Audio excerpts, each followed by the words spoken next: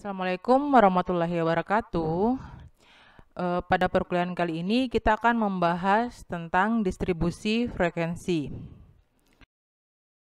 Yang akan kita pelajari adalah tentang frekuensi tunggal dan interval, terus distribusi absolut relatif, serta yang terakhir distribusi frekuensi satuan dan kumulatif.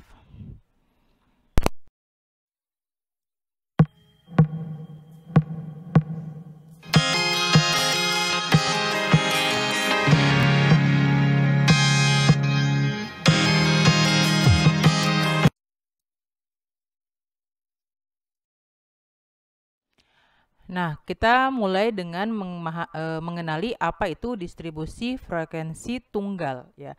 Jadi yang namanya kita membuat distribusi frekuensi itu maksudnya kita jika kita punya data, kita akan menghitung frekuensi atau jumlah dari masing-masing unsur datanya ya, masing-masing atau datum. Kita hitung berapa jumlah dari masing-masing datum itu, dia muncul di data.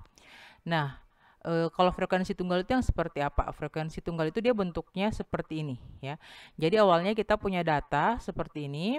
Setelah itu datanya kita masukkan ke tabel. Pada tabel setiap data ini kita kumpulkan. Tapi kita hanya tulis setiap angka yang mewakili, tidak ditulis berulang seperti pada data awal. Di tabel kita tulis masing-masing data yang muncul dan jika berulang tidak ditulis dua kali. Nah, kalau tidak ditulis dua kali, bagaimana caranya menghitung? Kita akan menghitung itu pada yang namanya frekuensi. Sebelum ada frekuensi, kita dulu itu dihitung dulu dengan menggunakan tali. Kalau misalnya di pembelajaran matematika sekolah dasar atau sekolah menengah, tali ini nama lainnya itu adalah turus, ya. Ya, misalnya di sini untuk nilai 2,4. Nilai 2,4 kita lihat di sini ada berapa datanya? Oh, ada 1. Nah, ada lagi yang lain, berarti kita tuliskan turusnya di sini 1. Kita tulis dengan berupa angka, frekuensinya berarti 1. Terus yang 2,5, kita lihat 2,5 di sini ada berapa? Ada 1, 2, mana lagi? Nah, ini ada 3. Berarti kita gambarkan turusnya 1, 2, 3. Berarti frekuensinya 3. Selanjutnya kita lihat data yang lebih banyak lagi muncul di sini. Ada nilai 3,0. 3,0 itu dia di sini kita hitung ya. Kita hitung ada 1, 2, 3, 4, 5, 6, 7, 8, 9. Nah, kita buat dalam bentuk turusnya 1, 2, 3, 4, 5-nya digaris, 6, 7, 8, 9. Baru kita tulis frekuensinya dalam bentuk angka. Begitu juga dengan cara yang sama diperoleh turus dan frekuensi untuk nilai-nilai yang lain. Kalau bentuknya masih seperti ini, datanya adalah data tunggal seperti ini, itu disebut sebagai distribusi frekuensi tunggal. Nah, pada distribusi frekuensi tunggal ini, kalau kita perhatikan tabelnya, kita bisa melihat nilai minimum dan nilai maksimumnya. Di sini nilai minimum adalah nilai yang paling kecil dan maksimum yang paling besar. Pada distribusi frekuensi, nilai-nilai kalau datanya itu berupa nilai, kita selalu mengurutkan bisa dari yang paling besar ke yang paling kecil, atau sebaliknya, yang paling kecil dulu kita tulis, baru yang paling sampai yang paling besar. Ya, jadi tidak ditulis secara acak. Kenapa seperti itu? Itu akan memudahkan kita nanti ketika mau menghitung ukuran pemusatan dan penyebaran data. Jadi pada saat kita mempelajari statistika, mau melakukan statistik, kita harus terbiasa mengurutkan data, mulai data yang paling kecil ke yang paling besar atau sebaliknya. Nah, dari data ini, kalau misalnya kita ingin mengatakan kalau mahasiswa yang lulus ujian itu nilainya adalah mahasiswa yang punya nilai minimum 3,0, maka dari data yang kita punya ini kita bisa lihat, oh yang punya nilai 3,0 berarti mulai dari sini ya, ke atas. Berarti yang di bawah 3,0 ini dinyatakan tidak lulus. Kalau tanya ada berapa orang yang tidak lulus, berarti kita bisa hitung dari frekuensinya. Ada 1 tambah 3 tambah 1 berarti ada 5 orang. Atau kalau dibuat persentase itu sekitar 14,28%. Sedangkan yang lulus kita lihat yang punya nilai 3,0 ke atas ya. Karena nilai minimumnya 3,0 berarti 3,0-nya juga masuk hitungan. Kita hitung dari sini, kita jumlahkan 9 tambah 5 tambah 12 tambah 1 tambah 2 tambah 1.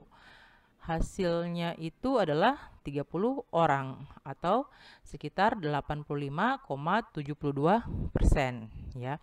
Ini tadi modelnya sekali lagi adalah distribusi frekuensi tunggal. Kalau ada yang tunggal berarti ada yang tidak tunggal. Ya, ada yang tidak tunggal. Itu akan kita bahas berikutnya di yang namanya distribusi frekuensi berkelompok.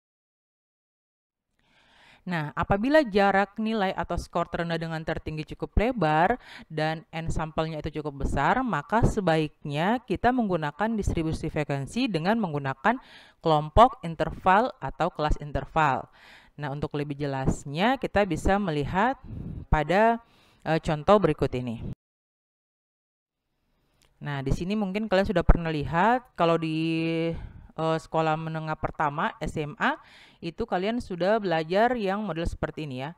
Kalau yang data tunggal tadi itu sudah diperkenalkan mulai SD kelas 6, sementara kalau untuk yang frekuensi berkelompok ini sudah kalian kenal pada saat SMA. Hanya pada saat SMA tidak diajarkan bagaimana cara membuatnya. Cuma diajarkan bagaimana caranya menggunakan data ini untuk menentukan mean, median, dan modus dari suatu data. Nah, pada data ini, di sini kan nilai ujian, karena dia berinterval berarti ini dia disebut sebagai kelas intervalnya. Kelas intervalnya ada di sini. Terus yang ini banyaknya mahasiswa, itu berarti frekuensinya ya. Pada distribusi yang seperti ini dia ada beberapa istilah yang harus kalian pahami. Yang pertama di sini ada yang namanya limit kelas. Selain limit kelas ada juga yang namanya batas kelas. Limit kelas itu terbagi menjadi terbagi dua ya, ada limit atas dan ada limit bawah. Nah, limit atas kelas nilainya sama dengan nilai terbesar dari selang kelas yang dimaksud, sedangkan limit bawahnya adalah nilai yang terkecil dari selang kelas yang dimaksud. Nah, misalkan pada tabel ini kita lihat pada kelas yang ini. Ya, pada kelas kedua ini kita lihat di kelas kedua ini angka 15 adalah nilai 15 itu adalah nilai terkecil pada selang kelas ini. Berarti dia adalah limit bawah ya.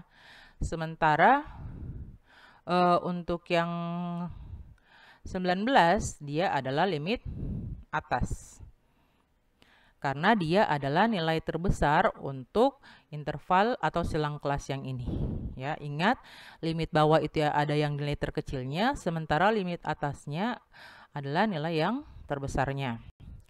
Selain limit kelas tadi, kita juga akan mengenal yang namanya batas kelas. Kita lihat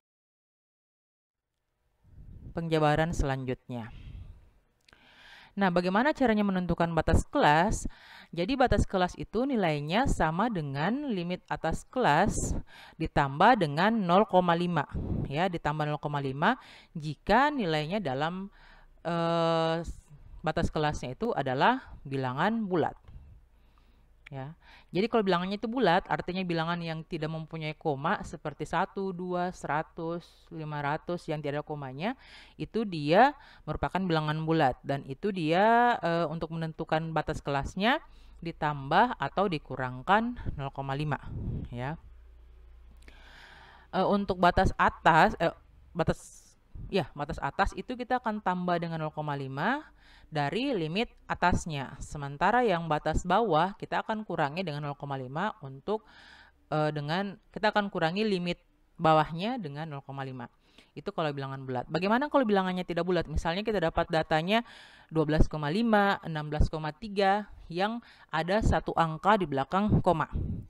Kalau satu angka di belakang koma berarti untuk mencari batas atas dan batas bawahnya itu ditambah dan dikurangi 0,05 ya.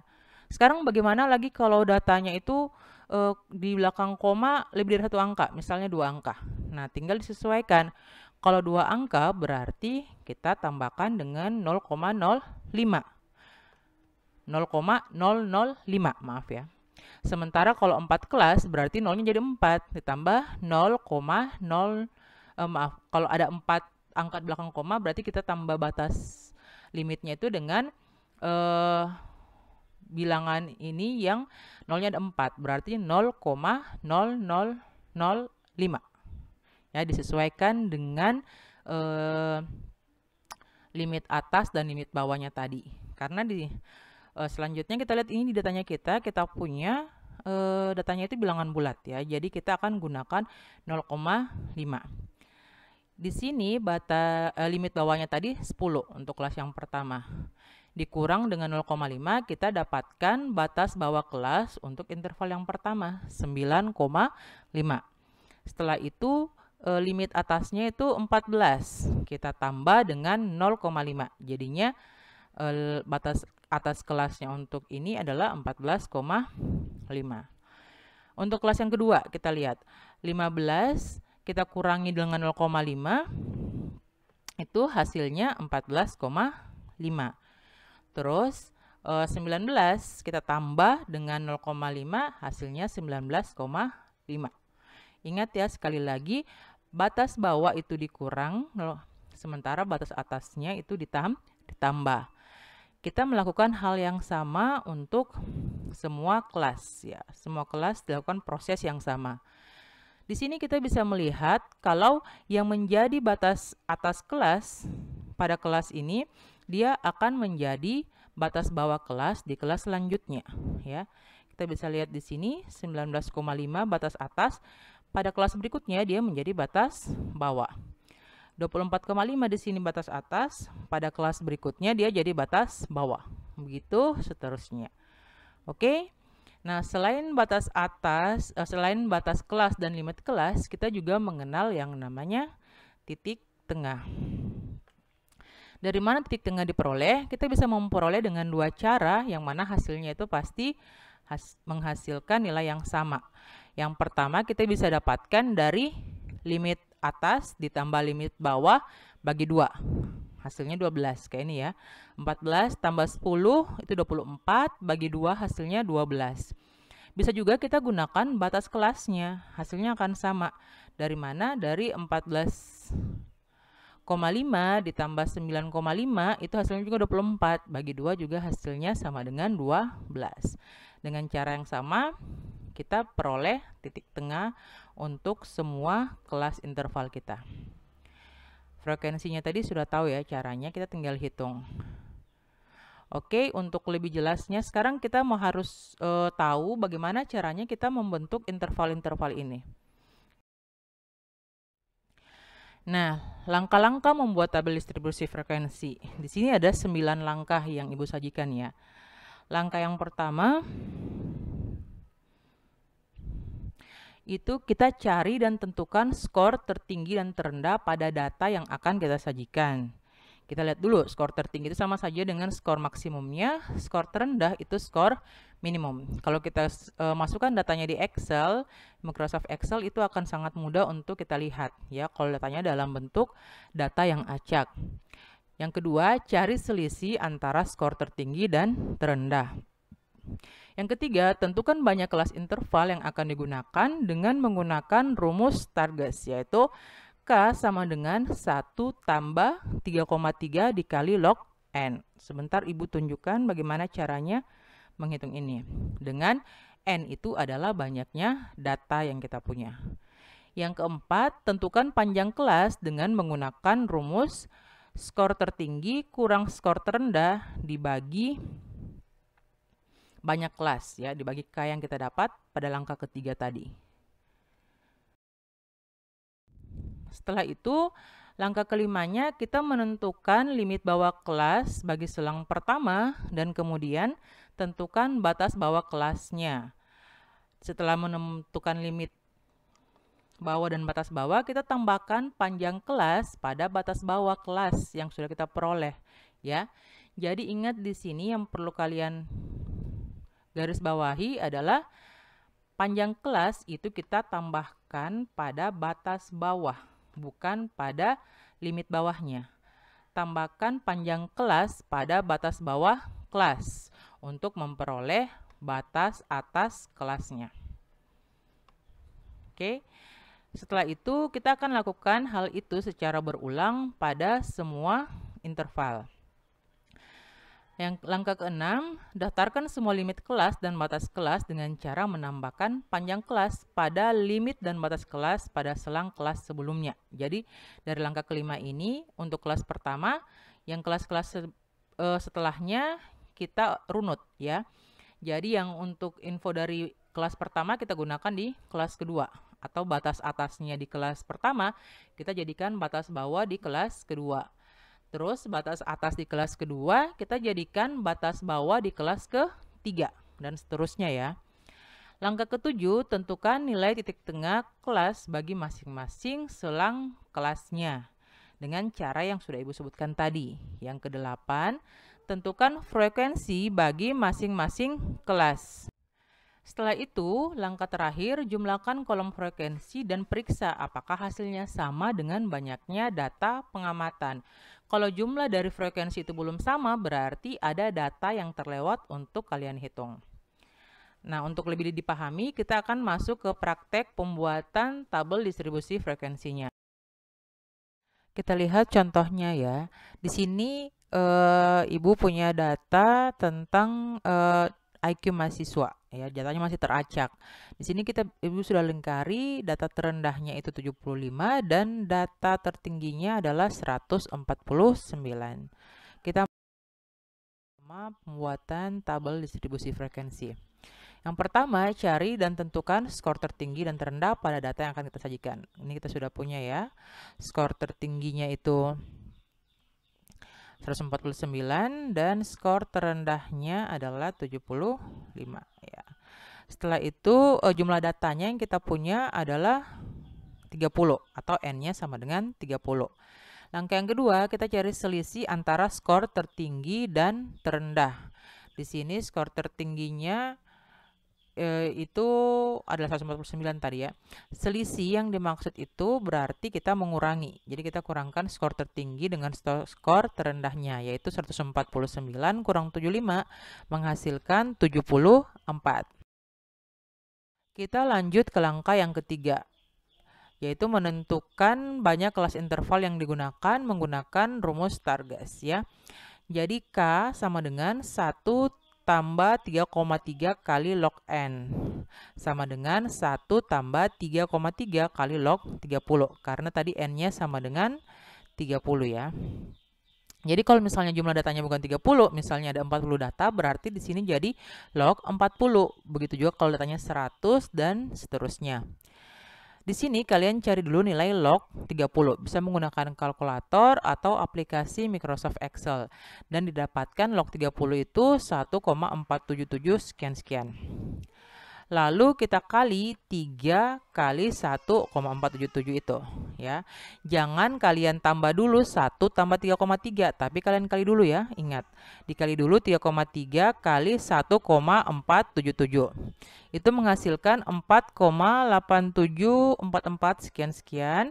Setelah dapat hasilkan ini, baru dijumlahkan dengan 1, yang mana menghasilkan 5,87 sekian-sekian. Ini kalau kita bulatkan itu menghasilkan 6 ya, dibulatkan ke atas. Nah, tadi Ibu sampaikan kalau bisa dicari menggunakan Microsoft Excel. Jadi kalau kalian buka Microsoft Excel-nya kalian atau Google Sheet lewat HP atau lewat laptop, di situ di sembarang sel kalian bisa langsung tuliskan rumus ini ya.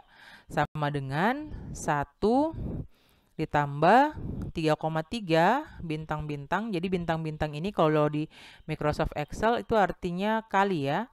Terus dalam kurung log dalam kurung 30. Tadi Bu bilang 30-nya ini disesuaikan dengan jumlah data. Kalau datanya 45 berarti dalam kurungnya jadi 45. Terus yang perlu diperhatikan ketika kalian menggunakan Microsoft Excel adalah penggunaan tanda kurung. Jadi penggunaan tanda kurungnya harus tepat dan harus lengkap ya. Kalau misalnya kurang, bisa saja datanya salah. Oke, kita lanjut ke langkah yang keempat. Langkah yang keempat adalah menentukan panjang kelas dengan menggunakan rumus tadi, skor tertinggi kurang skor terendah dibagi banyak kelasnya atau K. Itu menghasilkan 149 kurang 75, tadi hasilnya 74, kita bagi dengan 6, itu menghasilkan 12,333. Di sini kita bulatkan menjadi 13 ya. Kita bukan membulatkan ke bawah dan menghasilkan 12, tapi kita bulatkan ke atas dan menghasilkan 13. Kenapa? Padahal sebenarnya kalau aturan pembulatan dalam matematika, kalau misalnya setelah koma ini dia kurang dari 5, seharusnya dibulatkan ke bawah atau sama dengan 12. Tetapi dalam pembuatan tabel ini, kita mengambil pembulatan ke atas karena untuk menghindari nilai tertinggi yang tidak masuk dalam interval ya. Jadi kita bulatkan ke atas supaya menghindari itu. Ada data yang tidak masuk dalam interval. Kita lanjut ke langkah kelima. Ya, langkah kelima di sini menentukan limit bawah kelas bagi selang yang pertama dan kemudian tentukan batas bawah kelasnya. Nah, karena datanya adalah bilangan bulat, maka batas bawah kelasnya tadi Ibu sudah jelaskan limit bawah dikurang 0,5 ya, karena tadi datanya kita adalah bilangan bulat. Sementara untuk batas atas kelasnya adalah limit atas ditambah 0,5.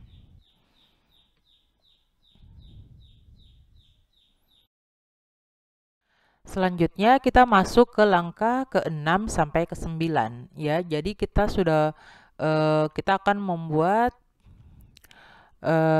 interval kelas pada masing-masing kelas ya. Kita mulai dengan menuliskan limit kelas yang pertama itu 75. Setelah kita punya limit kelasnya, kita cari batas kelas yaitu 75 kurang 0,5 menghasilkan 74,5. Nah, untuk mencari panjang kelasnya tadi, untuk supaya kita tahu rentangnya ini, itu kita tambahkan dengan panjang kelas. Tadi kita punya panjang kelasnya adalah 13. Jadi 74,5 ini kita tambah dengan 13 ya. Jadi ditambah 13. Nah, ditambah 13 menghasilkan 87,5 ya. Menghasilkan 87,5. Itu menunjukkan batas atas dari kelas yang pertama ini ya. Kelas yang pertama. Di sini untuk melihat kelas yang berikutnya lagi, kita mulai dengan 88 atau dengan kata lain awalnya kita buat dulu batas kelas untuk kelas kedua, batas bawah kelasnya ya. Yang tadi batas atas kelas di kelas pertama kita jadikan batas bawah kelas di kelas yang berikutnya. Setelah kita sudah punya batas bawahnya, kita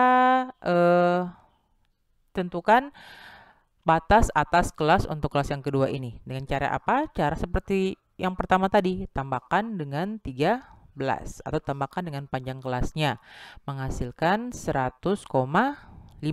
Oke. Nah, kita lakukan proses yang sama untuk kelas yang ketiga, keempat, kelima, dan keenam. Ingat, tadi kita punya 6 kelas, jadi tidak boleh dibuat lebih dari itu. Karena kalau dibuat lebih dari itu, maka ada kelas yang frekuensinya nantinya 0. Ya. Jadi tadi 105 di 100,5 di kelas kedua menjadi batas atas kelas, di kelas ketiga dia menjadi batas bawahnya. Lalu tambah lagi dengan 13 menghasilkan batas atas kelas untuk kelas ketiga yaitu 113,5. Seterusnya ya, kita lakukan proses yang sama hingga selesai. Oke. Nah, dari sini setelah batas kelas kita bisa membentuk kelas yang kita punya. Dengan cara bagaimana? Tadi untuk kelas yang kedua 87,5 kan batas bawahnya. Kita cari limit kelasnya. Limit kelasnya tadi tinggal ditambahkan ini dengan 0,5, 88. Sementara untuk limit atasnya kita tinggal kurangi ini batas atas dengan 0,5 menghasilkan 100. Ya. Selanjutnya untuk yang kelas ketiga ini 100,5 kita tinggal tambahkan dengan 0,5 menghasilkan 101. Sementara untuk limit atasnya kita tinggal kurangkan 113,5 dengan 0,5 menghasilkan 113. Kita lakukan seterusnya. Oke. Jadi kalau ada yang tanya mana yang duluan kita mau buat, kita mencari batas kelas dulu atau limit kelasnya. Nah, kalau misalnya untuk yang kelas pertama, tentunya kita harus buat dulu batas kelasnya, ya, karena batas kelas itu kita tahu dari nilai minimumnya. Tapi untuk kelas-kelas berikutnya, menurut saya supaya kalian lebih paham, kalian buat dulu batas kelasnya, baru ubah ke bentuk interval yang menggunakan limit kelas, ya, yang interval yang ini. Tapi kalau kalian sudah terbiasa membuat tabel distribusi frekuensi tanpa mencari batas kelas pun, kalian sudah bisa langsung membuat interval seperti ini. Ya, kalau sudah terbiasa. Tapi kalau untuk yang baru belajar membuat, alangkah baiknya buat dulu yang menggunakan batas kelas, baru dirubah ke bentuk yang menggunakan limit kelas.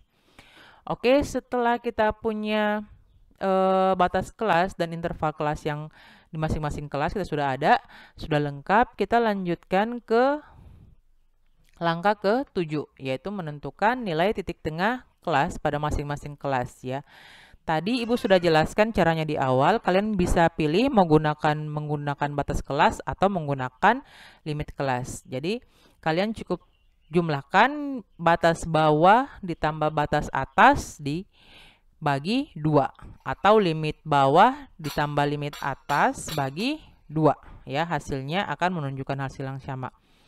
Untuk yang kelas pertama 74,5 tambah 87,5 maaf, di sini ada kesalahan penulisannya. Tadi Ibu lupa edit yang bagian tabel yang ini. Jadi ini dia salah untuk titik tengahnya, ya. Dia salah semua dari awal sampai akhir. Oke. Jadi di sini untuk yang batas kelas yang untuk kelas pertama itu dia titik tengahnya kalau kita jumlahkan batas bawah dan batas atas baru bagi 2, itu hasilnya adalah 81. Oke. Untuk kelas yang kedua, kalau misalnya kalian tidak mau repot-repot membagi batas bawah batas bawah tambah batas atas terus bagi 2, kalian bisa langsung tambahkan titik tengah di kelas pertama ini dengan panjang kelasnya, ya. Jadi 81 tambah 13. Jadi hasilnya itu adalah 94. Yang berikutnya tinggal kalian tambah lagi 13, berarti dia adalah 107. Oke. Yang berikutnya tambah 13 lagi berarti 120. Yang berikutnya 133. Oke, dan yang terakhir itu 146.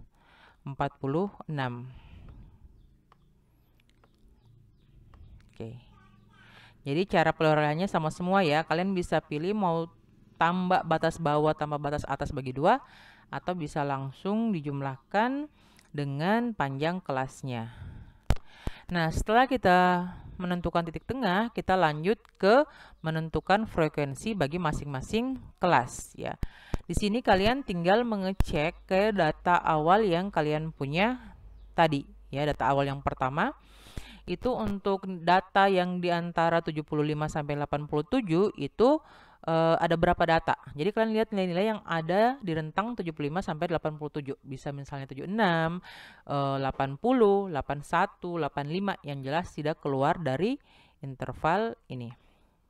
Setelah kalian lihat, kalian akan temukan kalau banyak data hanya sebanyak 1 data. ya. Yang berikutnya untuk interval 88 sampai 100 ya, itu ada 8 data yang nilai-nilainya di rentang itu.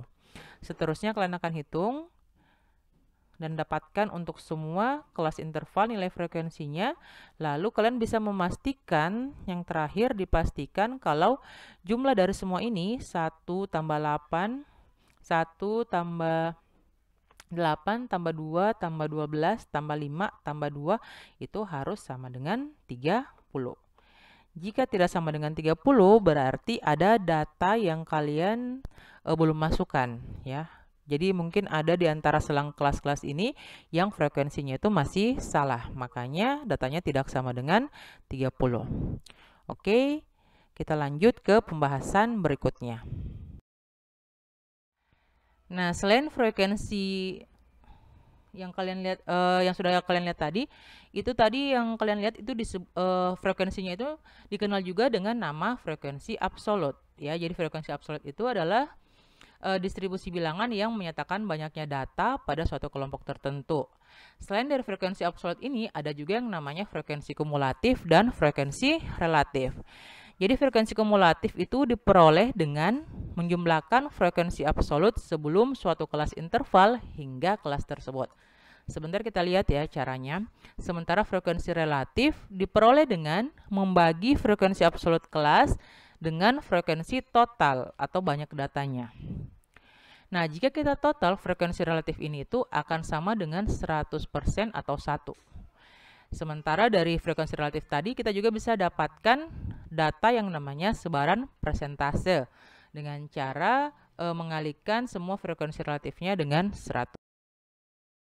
Nah, kita lihat di sini.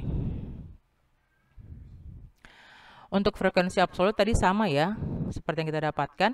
Frekuensi kumulatif yang pertama ini kita dapatkan karena tidak ada data sebelum kelas ini adalah kelas pertama, berarti dia 1 mengikuti data frekuensi absolutnya.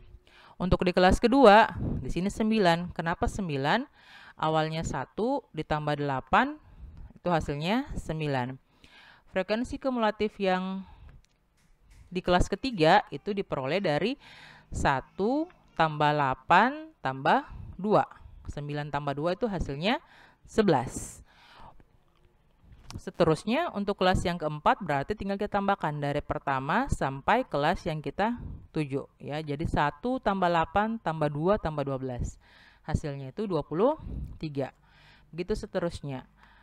Nah, yang terakhir ini kita akan dapatkan frekuensi kumulatifnya itu sama dengan frekuensi total. Karena kita menjumlahkan dari awal sampai ke frekuensi di kelas yang terakhir. Selanjutnya frekuensi relatifnya. Tadi frekuensi relatif kita dapatkan dengan membagi frekuensi absolut yang ini dengan frekuensi totalnya. Ya. Jadi di sini 0,03 itu didapatkan dari 1 bagi 30. Oke. Sementara misalnya di sini 0,40 itu didapatkan dari 12 bagi 30. Oke. Terus 0,7 itu didapatkan dari 2 bagi 30.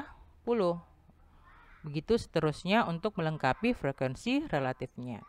Frekuensi relatif ini kalau kita jumlahkan hasilnya itu pasti sama dengan 1.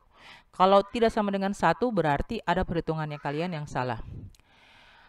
Nah, yang terakhir dari frekuensi relatif ini kita bisa dapatkan yang namanya sebaran persentase dari tiap interval yang kita punya. Ya, dari tiap kelas yang kita punya kita bisa dapatkan sebaran persentasenya. Dari mana? Tinggal kita kalikan frekuensi relatif dengan 100 ya. 0,03 kali 100 hasilnya 3. 0,27 kali 100 hasilnya 27. Jadi persentase kita bisa katakan kalau kelas kedua ini dari seluruh data ada sebanyak 27% ya. Berikutnya kalau 0,40 frekuensi relatifnya kita kali 100 hasilnya 40 ya. Ini kita mengatakan kalau kelas keempat datanya itu ada sebanyak 40% dari total seluruh data.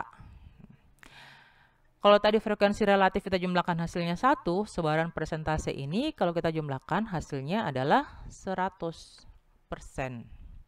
Kalau lebih dari 100 atau kurang, berarti ada perhitungannya kalian yang keliru. Oke. Nah, bagian akhir ini Ibu hanya menunjukkan jenis lain dari frekuensi kumulatif ya.